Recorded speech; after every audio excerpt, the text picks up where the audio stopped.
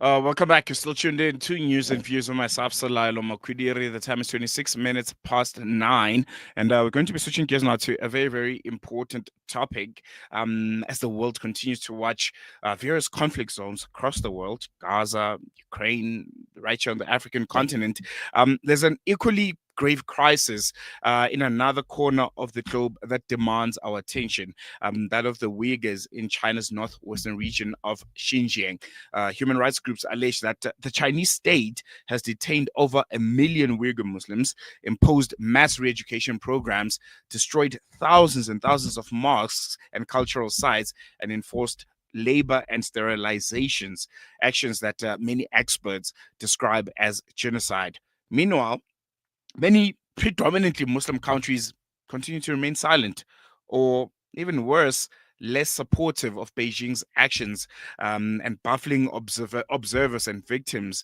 Joining us via our streaming platform is World Uyghur Congress Vice President Zumretay Arkin, and we'll be asking some very, very important questions about the silence and what's really happening to the Uyghur Muslims, and what can the global Muslim community, most importantly, do about the situation. What should the response like, and how can more,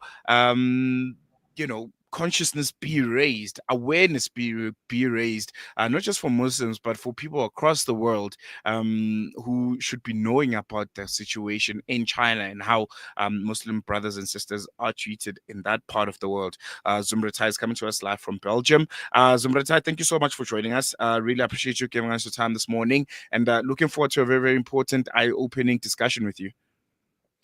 Salam alaikum. Thank you so much for having me. No, the pleasure's all ours. To begin with, if you can, and I think it's very, very important to reiterate, paint a picture for our listeners and people that are watching from here in South Africa and all across the world about the current situation of Uyghur Muslims in China, in particular, the scale and nature of some of the abuses that are being documented against the Uyghurs. Absolutely. Unfortunately, the current situation for Uyghurs is still extremely dire. And we've seen in the last year, especially an increased effort from the Chinese government to really amp up their propaganda to make it seem to the international community that the situation has improved, that Uyghurs have been freed, and that they're living in a very harmonious, stable society. However, that's not the case. We know that since 2017, there's over 1 million of Uyghurs and Turkic people that have been detained only for their ethnic and religious identity. I have over 30 of my relatives that have disappeared into the West system of internment camps since 2017. A lot of my cousins who studied in Egypt in Al-Azhar University, they've been detained upon their return because they studied Islam.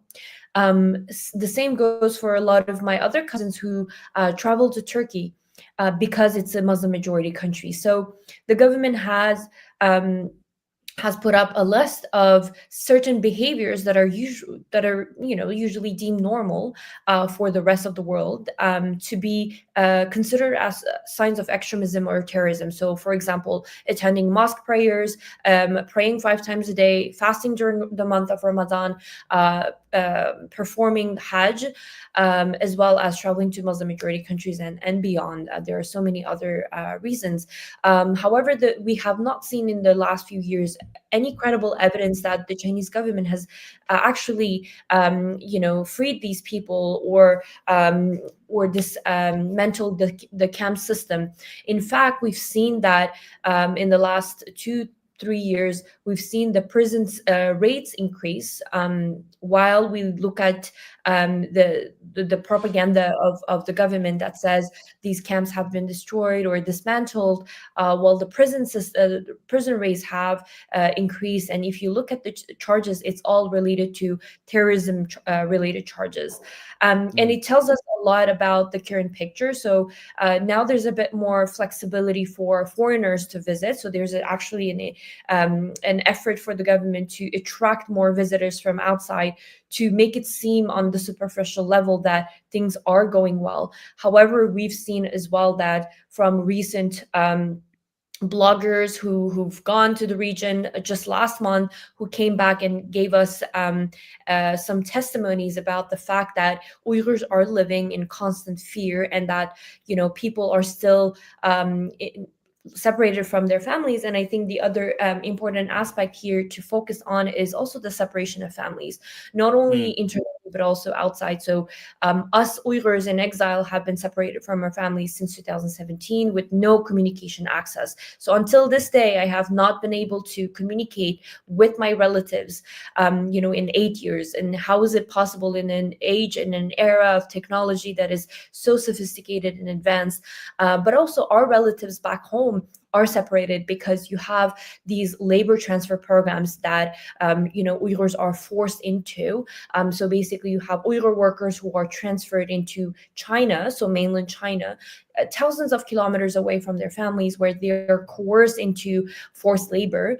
And the children who are left behind are sent to boarding schools, state-run boarding schools, where they're assimilated into Han Chinese identity. So they're basically forgetting their Uyghur Islamic identity, and they're basically being molded into these perfect Chinese citizens. And I think this is something that the Chinese government wants the world to move on from, to forget, and not to hold the Chinese government into account. But we're here to tell them that we are here to document these atrocities and the separation of families, the destruction of our cultural and religious sites. We have 16,000 mosques that have been partially or completely destroyed in the last few years, and religious freedom is just non-existent, even inside your homes, where Chinese officials are sent to monitor Uyghur families in their daily life, to observe if they're praying 5 times a day, or if they're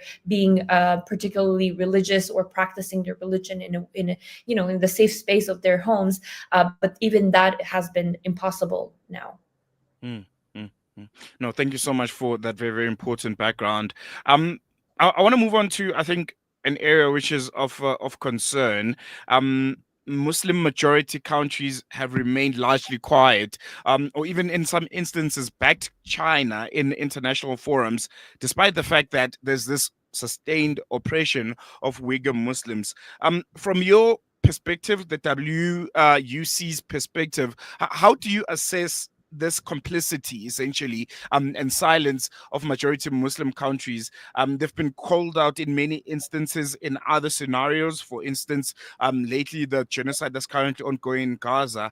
But from the Uyghur Muslims' perspective, this silence, this complicity, how do you assess it? And what does it mean to you guys?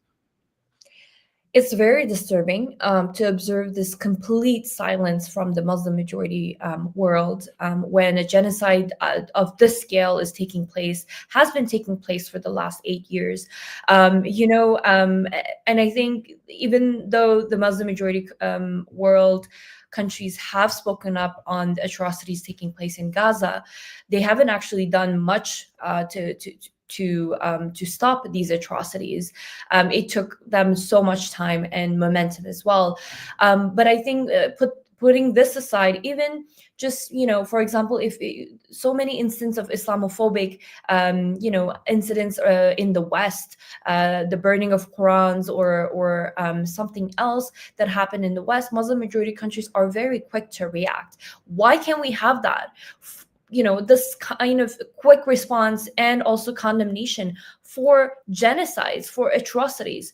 Why does it have to take so long, or why do these countries have to be silent? And I think if you look at the relationship that these Muslim majority countries have with the Chinese government, it's very clear. It's very much on the economic. If you look at from the economic perspective, they need China.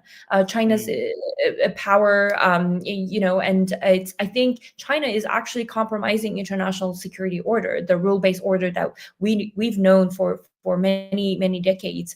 And I think this is something that is extremely dangerous. But also, I think it's very hypocritical from Muslim majority countries to be part of an organization such as the OIC and have their charter based on brotherhood, sisterhood, and the values, the core values of Islam, the principles of solidarity, and then just be completely silent when it actually benefits them economically. And I think it has to be called out, because we've seen how they're selective with their approach. They condemn certain atrocities around the world that are actually, that doesn't really harm them or reputationally or economically. But then when it comes to Uyghurs, they cannot even bring this up in multilateral forums like the United Nations. We've seen it again and again. I think, of course, we cannot generalize and say it's all Muslim majority countries, because I do think that some Muslim majority countries have taken some steps. For example, Turkey, who has been vocal about this issue internationally, but also domestically, they host one of the largest Uyghur communities in the world. Bosnia, that has actually signed on to joint statements condemning China's atrocities against Uyghurs. Somalia, that actually supported a resolution that was tabled in 2022 in October, on the Uyghurs at the Human Rights Council in Geneva. So there are some states that are willing to, to be vocal about this and condemn these atrocities, but we're still, it's just 3 countries out of many other Muslim majority countries. So we really need some sort of principled approach on this, and not the selective approach, because I think it's a hypocrisy, and also it's turning your back on Islam and the core principles of Islamic values. But I would like to say that this is also a lot of these countries have also human rights abuses in their domestically, and they also need a partner like China to support them in international forums like the United Nations. If you're having your own issues at home and you're starting to criticize the other, it doesn't look good. So this is why China and these countries need each other at the international scene. However, I think it's important to make the distinction between Muslim majority governments and the populations, because I do think that over the years we've seen a huge support from Muslim populations around the world, whether it's in South Africa. When I was there last year in South Africa, it was amazing to meet with the Muslim community and to see the incredible support and solidarity that they had towards this cause. So I do believe that we have to differentiate. And also the other thing is that there are other non-Muslim majority governments, but have a sizable Muslim community in their countries, for just South Africa as an example. So I do think that we have to be more nuanced in our approach. Just lastly, before I let you go, Zumretay, looking ahead to, let's say, the next 12 to 24-month horizon, what would you consider a meaningful breakthrough for the Uyghur cause that people should support and get behind? What markers of progress would the WUC be looking for, whether legal, diplomatic, or just on the ground surface? Since we are on the topic, I think one thing would be have some sort of public statements, at the United Nations, at the next Human Rights Council, for example, from Muslim majority states that are coming together to publicly condemn these atrocities that have taken too long. So that would be one, I think, actionable goal. The other thing is, of course, receiving information on individual cases of individuals that have disappeared over the last few years in the camp system or in the prisons, because that's one thing that we're lacking right now. The Uyghur community, Uyghur families abroad are just not able to receive information, whether their relatives are alive or not, which prison they're being detained, or their medical condition. So having that kind of information would be extremely valuable. And I think countries have the power to negotiate that with the Chinese government in their bilateral exchanges or multilateral exchanges. The other thing, it would be family reunification. I think that's something that would be extremely well received, but also I think necessary, because we've been separated for 8 years and more. Most definitely. Zumretay Arkin comes to us from Brussels. Thank you so much for chatting to us. Really, really appreciate those insights. Thank you so much. Walaikum salam. Alaikum salam. There you go.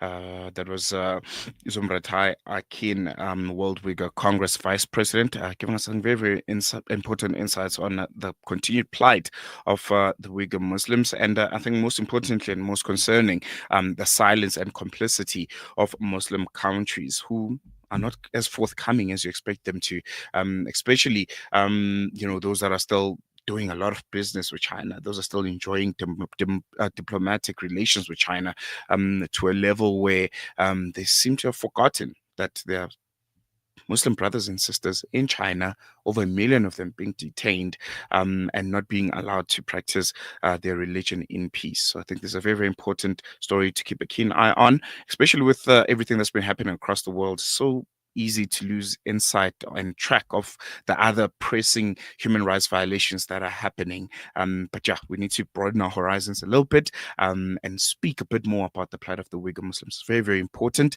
especially for us here in South Africa, where democracy, freedom of religion, it's very, very important for us. And yeah, we'll continue to follow the story and give you the latest on its front. But let's not stop talking about the Uyghur Muslims. Going to take a quick break. We'll be back with you after this.